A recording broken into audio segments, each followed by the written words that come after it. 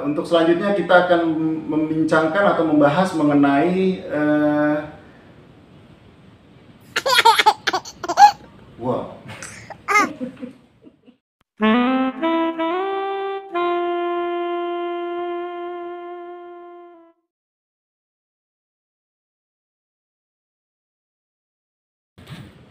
Assalamualaikum warahmatullahi wabarakatuh. Apa kabar Anda semua sobat sehat? Mudah-mudahan tetap sehat ya. Jangan sakit seperti yang sering kali saya pesankan kepada Anda semua. Alhamdulillah pada hari ini kita menyambung ke bagian kedua daripada segmen Dual Talk bersama narasumber. Dan hari ini masih bersama Dr. Yulia Suciati. Selamat datang kembali dokter. Ya, saya ingin mengajak Dr. Yulia untuk berbincang sedikit mengenai nasib makanan dan minuman ketika sudah kita masukkan ke dalam mulut kita. Karena kan pada pertemuan sebelumnya kita sudah membahas sedikit masalah makronutrisi dan mikronutrisi. Iya betul. Nah, insya Allah itu sudah cukup jelas dok. Nah sekarang seandainya nih dok, seandainya biar gampang dibayangkan ya, katakanlah saya membeli sebuah burger lah ya, sebuah burger di sebuah restoran fast food. Kemudian saya memakan burger tersebut sampai habis. Ya. Nah, kira-kira dokter bisa memberikan penjelasan kepada kita semua apa yang terjadi pada makanan tersebut, mulai dari mulai dari mulut perjalanannya sampai ke masuk ke dalam perut kita. Silakan dok, silakan. Baik, Ya. terima kasih. Bismillahirrahmanirrahim. Ya. Rabbi shrah li sadri wa yassir li amri wahlul 'uqdatam min lisani yafqahu qawli. Baik, jadi berkenaan dengan nasib ya. Jadi ceritanya ini mau tahu nasib makanan yang kita makan Ya. sehari-hari ya. Contoh misalnya tadi dokter menyampaikan makan burger ya misalnya. Burger. Enak itu dok. Enak ya. Nah, murah. Murah. Baik. Nah, seperti kita tahu di dalam burger itu kan terkandung berbagai macam makronutrisi. Ya. Ada karbohidrat, ada lipid, ada protein, dan ada barangkali masih ada komponen vitamin dan mineral di sana. Walaupun mungkin dalam jumlah yang tidak banyak kalau dibandingkan dengan yang segar ya. Berkenaan dengan nasib, kita bicara yang 3 dulu aja ya, nasib ketiga makronutrien ini ya, karena lain dengan yang tadi, yang mikronutrien. Katakanlah dari satu tangkup burger itu ada rotinya, ada patty-nya, ada mayonesnya kah, atau ada margarin kah yang menyertai pembuatannya.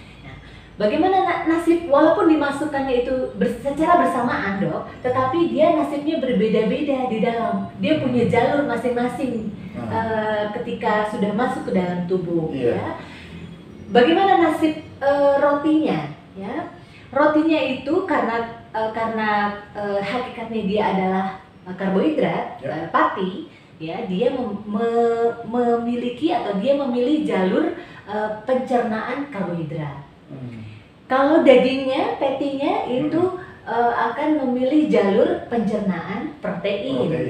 Sementara mayonesnya, margarin ataupun butter yang digunakan itu akan melalui jalur metabolisme atau digesti dari lemak ya, dari lipid. Nah, kita bicara satu-satu ya. Karbohidrat ya, roti yang ada di burger tadi itu adalah karbohidrat. Dia pertama kali akan mengalami nasib di mulut, sama seperti protein dan lipidnya juga di mulut dia akan mengalami proses, tetapi secara enzimatik itu belum, kecuali karbohidrat ya. Jadi proses mengunyah kita itu adalah salah satu usaha tubuh untuk membreakdown, untuk memperkecil makanan yang kita asup agar lebih mudah nanti diserap. Nah, proses breakdownnya ini untuk protein dan lemak itu berupa proses mekanik saja, enzimatiknya belum. Jadi sebentar sebelum lebih jauh. Ya. Jadi yang ingin dokter katakan di sini atau sampaikan di sini adalah bahwa dalam proses pencernaan atau digesti itu ada 2 proses sebetulnya. Ya. Jadi proses mekanik dan proses enzimatik. Tepat, betul. Jadi ada proses mekanik di mulut itu berupa punyahan. Nah, nanti di lambung berupa gerak kontraksi atau peristaltik lambung ya. Kemudian di usus juga demikian. Sementara proses enzimatik itu tentu namanya enzimatik memerlukan kerja enzim. Which is kalau misalnya karbohidrat udah mulai kerja tuh proses digesti enzimatiknya di rongga mulut. Kalau dua yang tadi belum, dia hanya berupa mekanik, dia masuk nanti ke dalam lambung baru akan mengalami proses enzimatik itu.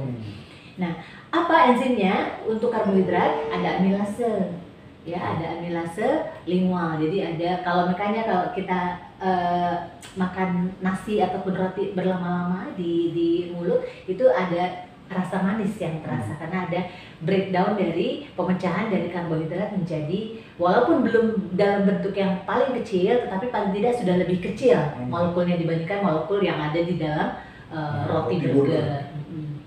Nah, berlanjut dari mulut, tentu kan kita tahu salurannya dari mulut masuk nanti dari esofagus ke lambung. Nah, di lambung inilah terjadi proses pencernaan selanjutnya dari karbohidrat, lipid dan protein. Sebenarnya lipid itu juga masih dalam proses maksimalnya sih nanti di usus halus ya. Protein deh yang lebih kita konsentrasikan di sini. Karena apa? Karena ada enzim yaitu pepsin yang dikeluarkan oleh sel-sel yang ada di dalam lambung yang akan membantu mulai membreakdown protein. Ya, tadi kan udah secara struktur besar udah dikunyah menjadi lebih kecil, kemudian komponen kecilnya itu masuk dalam lambung, di lambung dia akan dipecah lagi menjadi komponen lebih kecil oleh kerja pepsin. Yang khas dari pepsin adalah dia itu bisa atau dia optimalnya kerja pada pada pH keasaman yang sangat asam. Ya bisa dikatakan 2, pH bisa sampai 2, ada yang ekstrim 1 sampai 3 ya, kurang lebih di 2. pH 2 itu kalau saja kita masukkan jari kita itu bisa terbakar. Saking asamnya. Tetapi luar biasanya tubuh kita sudah diatur sedemikian rupa aman sepanjang sistem pertahanan yang lain aman ya, itu kan adalah salah satu sistem tubuh juga untuk membunuh kuman yang ada di dalam makanan misalnya. Jadi dalam struktur protein itu akan dipecah menjadi lebih kecil oleh pepsin. Perubahan pepsinogen menjadi pepsin itu ya awalnya kan dia disekresikannya sebagai pepsinogen, dia akan berubah menjadi pepsin, menjadi aktif menjadi dalam bentuk pepsin dengan bantuan HCl. Itulah kondisi asam yang dibutuhkan oleh kerja enzim pepsin. Yang tadi saya bilang kekhasan dari enzim pepsin ini. Setelah itu protein tersebut akan masuk ke usus halus. Pertama itu adalah di duodenum. Oh iya dok, itu kan tadi dokter bahas seputar masalah pencernaan protein ya. Bagaimana nasibnya dengan karbohidrat dan lemak yang ada di lambung dok? Apa yang terjadi dengan mereka? Iya, lupa ya kita masih punya nasib si roti sama si mayones dan margarin atau mentega tadi.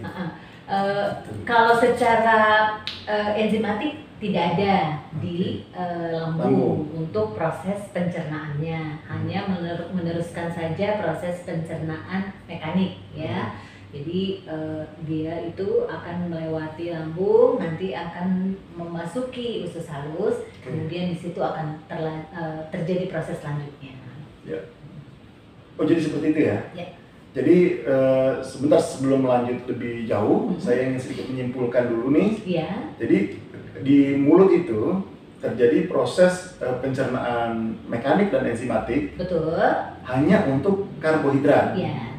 Protein dan lemak mengalami proses mekanik. Pencernaan secara mekanik. Setelah itu makanan akan dikunyah dan ditelan masuk ke dalam lambung. Di lambung yang mengalami proses enzimatik. Pencernaan secara mekanik dan enzimatik, berarti protein. Kalau karbohidrat dan lemak hanya mengalami proses pencernaan secara mekanik. Betul sekali. Bukan enzimatik. Betul. Agak rumit ya, seperti itu ya pencernaan di badan kita ya. Menarik sebenarnya dok, cukup menarik. Boleh silakan dilanjutin dok, silakan. Iya. Oke, jadi nasibnya udah tahu nih ketiga makronutrien tadi udah melewati lambung, masuklah dia ke suatu area namanya usus halus, lebih tepatnya duodenum dulu nih ya. Kita sering kenal sebagai usus halus itu ada 3 macam dok ya? Iya. Ada dokter mungkin bisa sampaikan. Iya, duodenum ya. atau kita sering kenal dengan usus 12 jari. Betul. Karena panjangnya sepanjang 12 jari, maka disebut 12 jari.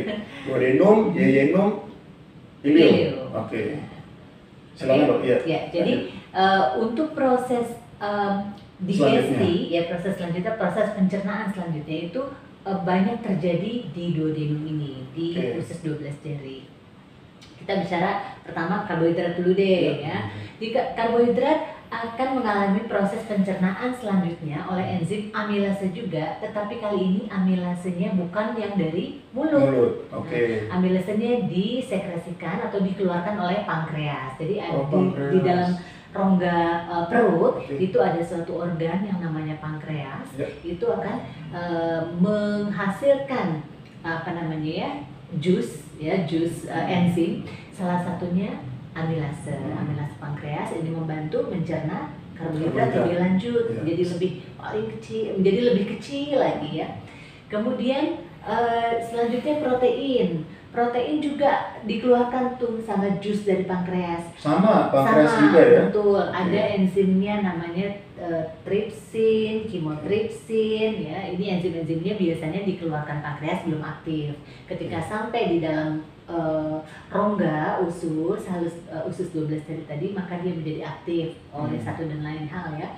Itu proses enzimatik. Itu akan memecah protein lebih kecil lagi. Kemudian yang ketiga adalah lemak ya. Lipidnya juga sama, ada enzim yang disekresikan, yang dikeluarkan namanya enzim lipase. Itu oleh pankreas juga. Jadi pankreas di sini mengeluarkan enzim untuk mencerna ketiga makronutrien tadi menjadi lebih pankreas ini penting banget. Penting banget.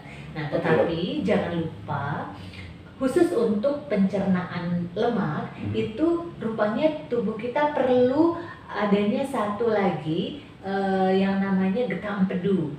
Nah, getah empedu itu dikeluarkannya bukan dari pankreas tapi dari kantung empedu. Tahu nggak? Ingat nggak kantung empedu di mana? Di bawah hati ya. Jadi di bawahnya ya. Di bawah liver. Jadi dari kantung empedu akan dikeluarkan getah empedu, membantu sebenarnya fungsinya untuk membantu proses pencernaan protein lemak menjadi lebih mudah untuk diserap lagi, untuk mudah diserap nanti oleh sel usus halus.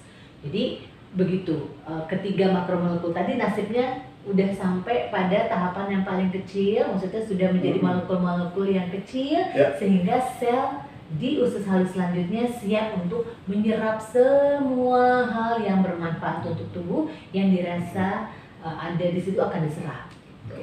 Kecuali katakanlah hal-hal yang nggak bisa diserap oleh sel usus halus ya, kayak misalnya serat-serat yang tidak bisa, itu kan hanya untuk membantu proses selanjutnya, bukan untuk diserap tetapi untuk proses lain. Penting tetapi untuk proses lain.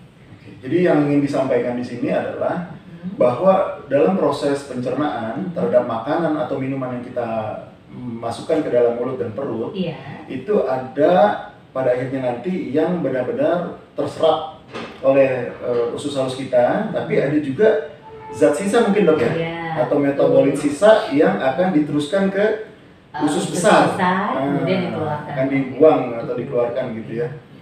Cukup menarik sebenarnya sobat sehat di sini. Mudah-mudahan apa yang sudah dijelaskan oleh Dr. Yulia bisa memberikan gambaran ya secara garis besar bahwa betapa amazingnya ya, betapa luar biasanya ya proses yang tubuh sediakan mulai dari mulut hingga ke perut ya, terus turun ke usus halus untuk mencerna zat-zat makanan tadi gitu. Nah, kira-kira ada yang ingin disampaikan lagi dok terkait dengan proses pencernaan ini? Iya betul sekali dok, maksudnya setiap kali membaca lagi, membayangkan lagi proses ini tuh betapa luar biasanya ya gitu, bahwa Allah itu membuat kita kadang suka nggak ngeh ya. Kita makan, udah selepas kita makan itu kita nggak tahu nasibnya dia di dalam tuh seperti apa, rupanya dia sibuk banget tuh. Jadi karbohidrat yang ada di makanan, protein yang ada di makanan, lemak yang ada di makanan itu ternyata lepas dari cita rasa kita lewat dari lidah kita kan kita udah nggak mikirin, ternyata di situ panjang sekali proses yang terjadi sampai akhirnya nanti bisa diserap oleh tubuh semua yang diperlukan, kemudian dibuang yang tidak diperlukan. Jadi betapa kita sebenarnya itu harusnya selalu bersyukur karena proses-proses seperti ini yang kadang kita tidak ketahui itu berlangsung secara tidak kita suruh dia sudah melakukan sendiri secara otomatis. Nah, betul sobat sehat. Dalam kondisi normal ya. Betul sobat sehat. Jadi memang begitu banyak ya proses-proses yang sifatnya otonom atau otomatis dalam tubuh kita yang sebenarnya secara sadar kita itu nggak mengendalikan itu, kita tidak memerintahkan hal itu dok ya. Tapi itu terjadi mekanisme itu dengan secara otomatis ya. Kan kalau kita makan kalau kita makan itu rasa enak atau rasa nggak enak itu hanya sebatas mulut tidak ya? Sebatas mulut karena ada indera pengecapan di sana di lidah. Tapi begitu udah lewat leher masuk ke dalam ke dalam tenggorokan atau kerongkongan ya? Lupa ya. Kalau kita bilangnya esofagus ya. Masuk ke dalam esofagus gitu ya, terus kemudian udah kita nggak tahu apa yang terjadi di situ. Nah, jadi sobat sehat dengan apa yang dijelaskan oleh Dr. Yulia. Satu lagi boleh dong. Satu lagi. Jadi sebenarnya proses ini tuh satu dari dua proses yang berkaitan tuh. Ada digesti atau ada proses pencernaan, ada proses penyerapan. Sebenarnya ini baru satu topik mekanisme, satu mekanisme karena kalaupun sudah dipecah menjadi bentuk-bentuk terkecil sehingga sel bisa serap, kalau proses penyerapannya itu tidak terjadi, nggak bisa dipakai juga tuh, maksudnya nggak bermanfaat juga. Itulah jadi dua proses digesti dan absorpsi, pencernaan dan penyerapan itu adalah dua proses yang saling berkaitan dan saling saling mendukung untuk proses sistem tubuh normal gitu. Jadi apa yang kita makan dari luar dipecah menjadi bentuk terkecil, diserap oleh usus halus, dimasukkan ke dalam tubuh. Jadi jadi ada proses lain, ada proses penyerapan, absorpsi namanya. Baik, begitu sobat sehat ya. Untuk video kita kali ini sedikit saya simpulkan, sedikit saja bahwa ternyata proses pencernaan atau digesti itu adalah melibatkan organ mulut, kemudian esofagus, setelah itu turun ke perut, ya, ke lambung, dan selesai di usus 12 jari, usus halus ya. Usus 12 jari itu bagian daripada usus halus. Nah, setelah lewat daripada usus 12 jari itu akan masuk ke usus halus lainnya, yaitu ke yayinum dan ilium. Nah, di situ terjadi proses penyerapan. Cuma di video kali ini kita belum sampai membahas sejauh itu. Mudah-mudahan nanti di segmen berikutnya atau di bagian berikutnya kita bisa diskusikan lagi bersama Dr. Yulia. Akhir kata, kami berdua mengucapkan terima kasih atas perhatian daripada sobat saya semua. Saya ingin mengucapkan terima kasih kepada Dr. Yulia atas waktu dan penjelasannya. Mudah-mudahan bisa memberikan manfaat buat kita semua. Assalamualaikum warahmatullahi wabarakatuh. Waalaikumsalam.